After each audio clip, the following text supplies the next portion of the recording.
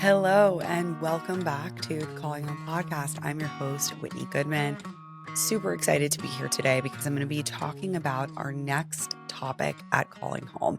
If this is your first time listening to the show, we have a paid membership community called the Family Cyclebreakers Club at Calling Home. And every month we focus on a new topic. And you'll hear a lot about these topics on the podcast. But if you want to take it a step further and actually implement some of this stuff in your life, work on it in therapy, and meet other people that are dealing with these issues and feel less alone, that is what the Family Cyclebreakers Club is for.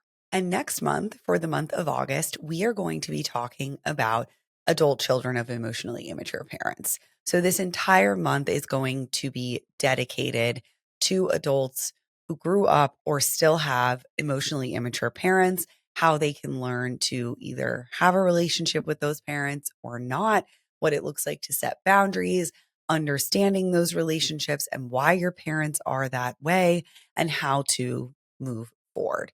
We will have groups every Wednesday that are support groups that focus on this specific topic. You'll also have the opportunity to join our other adult children of emotionally immature parents groups that happen twice a month. So there are 6 opportunities to join us for groups for this topic in the month of August, which is really great and very rare.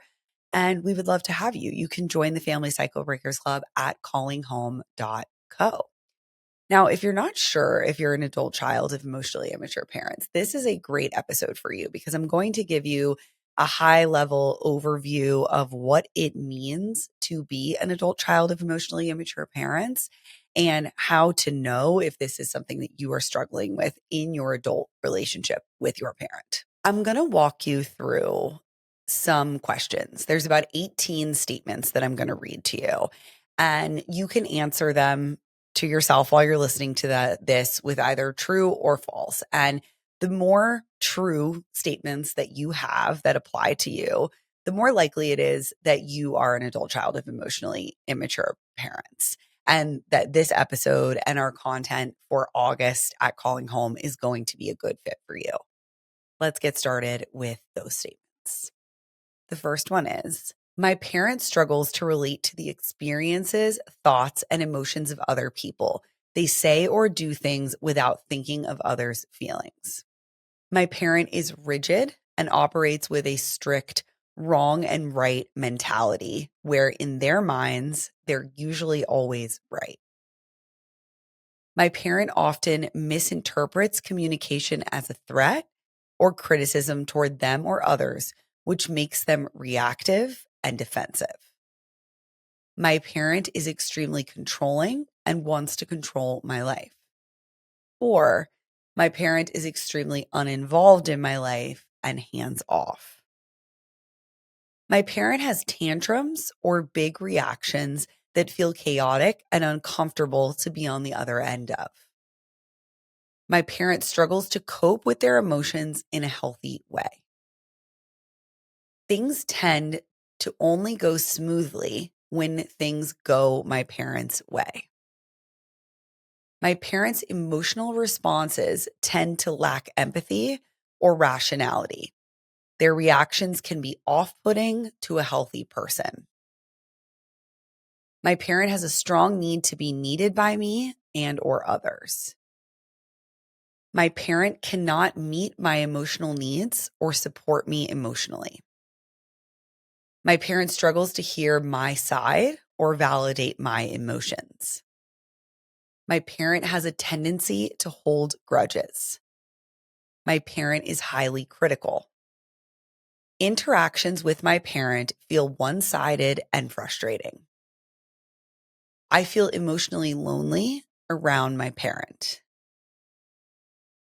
My parent does not respect my individuality or my boundaries.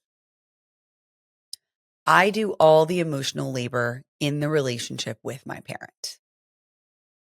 Now, I want you to take a moment and think about how many of those statements did you respond with true? And you can also take this quiz on our website if you would like to sit down and actually take it and get a result. You can visit callinghome.co/quizzes or go to our homepage and find the quizzes as well. And there is an adult children of emotionally immature parents quiz that has all of these questions. And I want to remind you that these questions, these statements, are based on the work by Dr. Lindsay C. Gibson, who wrote the book, Adult Children of Emotionally Immature Parents, and is ultimately the creator of this concept. She's also been a guest on the Calling Home podcast last year in 2024. So you can definitely go check out that episode as well. Okay. So if you have an emotionally immature parent, let's say you can relate to a lot of those signs that I just discussed. Let's talk about what emotional immaturity is according to Dr. Gibson.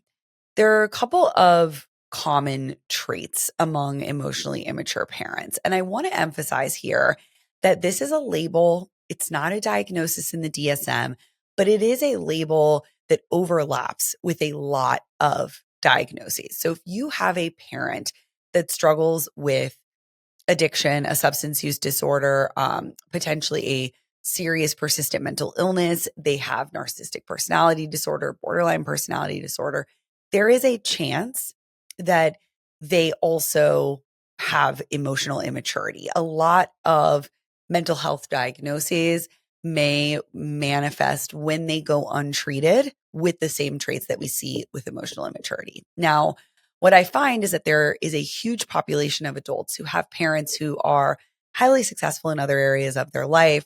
They do not have a serious mental illness. They don't have addiction, but they do struggle in this specific area. And that is why I think this label has become so popular, because it does explain a lot of the behavior and issues that exist outside of some of these mental health diagnostic criteria. And so I just want to emphasize that you can have both, or you can have one or the other, but you're certainly going to see a lot of overlap between certain mental health diagnoses, specifically personality disorders, things like that, and emotional immaturity. Now, people who are emotionally immature parents, they're going to have poor emotion regulation. And they often have very self-centered or egocentric behavior. You'll see that that was reflected in a lot of those statements that I read to you. So these are people that need things to be a certain way in order for them to appear, quote unquote, like stable or normal. They really need things to kind of revolve around them, which means that you might find yourself walking on eggshells, only being able to talk about certain things or certain topics, feeling like their reactions are really big to small things, which is another characteristic that is common among emotionally immature parents. They have very black and white thinking. So things are either wrong or right, good or bad. You're either on their side or you're not. It's very difficult for them to tolerate nuance or to understand why you might have a different opinion or perception of the world. They also have a lot of trouble with empathy for others' feelings. They particularly might really struggle to have empathy or understanding of others' feelings of the people in their family. They may actually be good at doing this for other people that they have more distance from. And I've heard even, some people being adult children of emotionally immature parents, and those parents were religious leaders in their community. They were therapists, they were doctors, they were seemingly in positions where they could have empathy for other people, but not for their own children or their spouse or their family members. And Dr. Gibson talks about this in the book, that emotionally immature parents find their children and their family members to be some of the most threatening to them emotionally. They're the people that have seen them at their worst, that maybe know what they're really like, quote unquote, that can be the people that cause them to feel the most vulnerability or shame or guilt. And so they tend to not be able to have emotional closeness or vulnerability with those people, but they can perform it on a surface level outside of those relationships, maybe in the outside world. They also avoid emotional intimacy, and they have a lot of discomfort around emotional intimacy. And so you may notice that when you would bring up feelings to your parent, when you would cry around them or have maybe any type of feeling outside of like just what they deemed appropriate in that moment, that they would shame you, ignore you, give you the silent treatment, tell you to get over it, move on, whatever it is. And I want to clarify that this is very different from just having a bad day or being someone that struggles a little bit in some of these areas.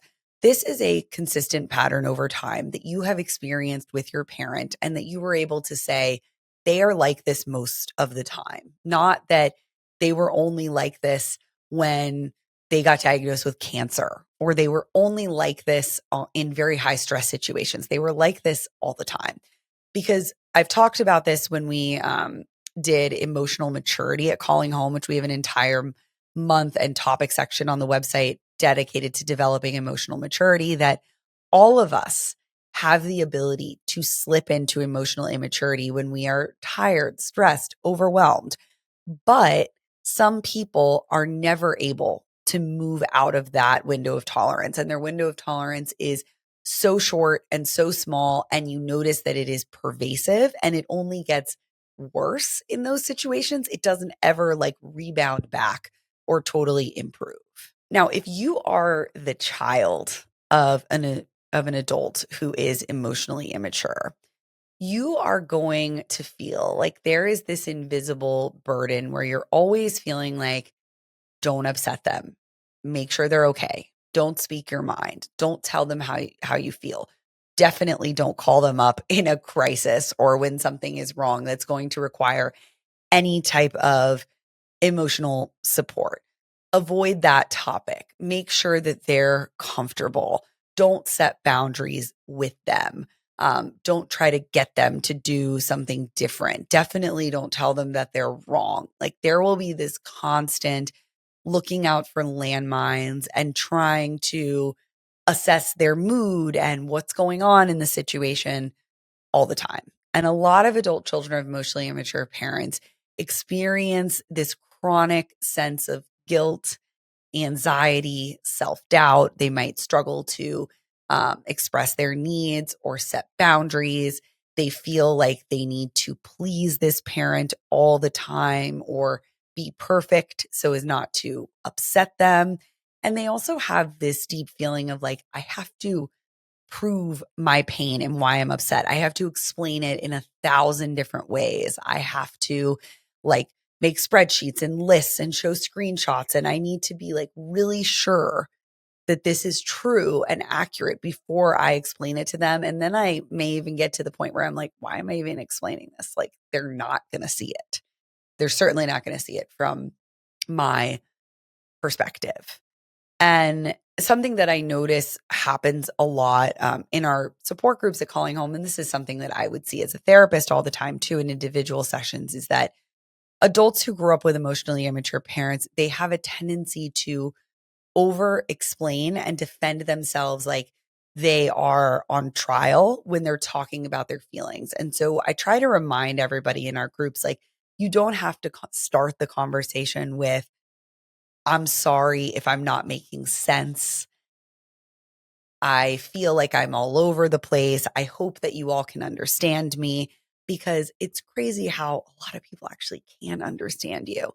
And I pointed this out in our strange adult child group the other day. One of our members said, like, I feel like this is one of the only places where I can show up messy, like where I don't have to have this cohesive, perfect story to present. And I can just come in here and share how I'm feeling and share what comes out. And I've noticed that a lot of the time when people say, oh, I don't know if I'm making sense, or I'm just going to share this, or I feel like I'm all over the place, that the group is all like nodding along and they get it and they do understand and they're not confused by what this person is saying. And so you've developed this feeling of like, no one understands me. I feel like I have to explain myself till I'm blue in the face and do it in all these different creative ways because no one understood me in my house, or people were hell bent on not understanding me, telling me that that didn't happen, that, that couldn't be true. I'm remembering it wrong. That's not actually how it went down. And when you experience that for a lifetime, like, you really get into this place where you're like, no one can understand me. I don't know how to communicate. And you have to relearn that people do understand you and that you are a good communicator actually in situations where people want to understand you and they're trying to and they're open to it. And so I think that's something that's so great about our groups is that you're able to practice that skill in a place that is safe and understanding and that wants to know what you're feeling and to try to understand you. And that we can validate and ask questions and give you the space to kind of talk through what you're feeling. For adult children of emotionally immature parents, you start to feel also like everything is your fault.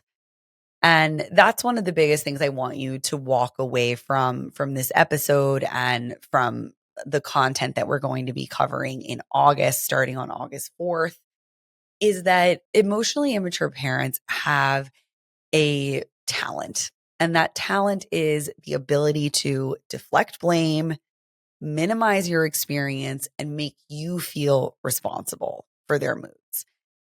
And no child is ever supposed to be responsible for their parents' feelings. My kid can have a tantrum and throw stuff and be upset. And it is my job to stay calm. It's my job to parent them through it. It's my job to be a leader. It is my job to be the adult in the room. It is not your job as their child to placate them and to be this like perfect version of a child when you don't even have the skills or the capability. And I think a lot of you were sold this like false bill of goods that like everything was your fault. And so you had to adapt to survive that, right? And those adaptations don't always serve you in adulthood. So you have to remember that you were a kid born into a family system and you had to learn how to survive that system. Everybody does in their own way.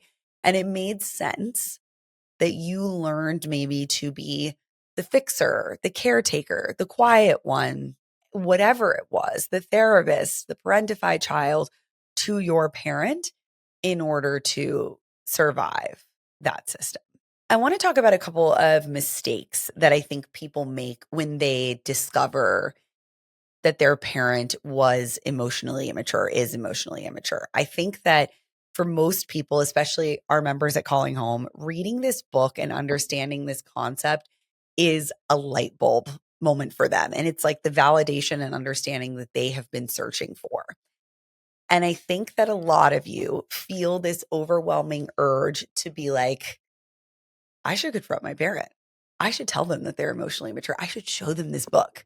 It is going to cause them to have this awakening and they'll be able to get better and be more emotionally mature. And I'm going to ask them for an apology and I finally get this so I can communicate with them.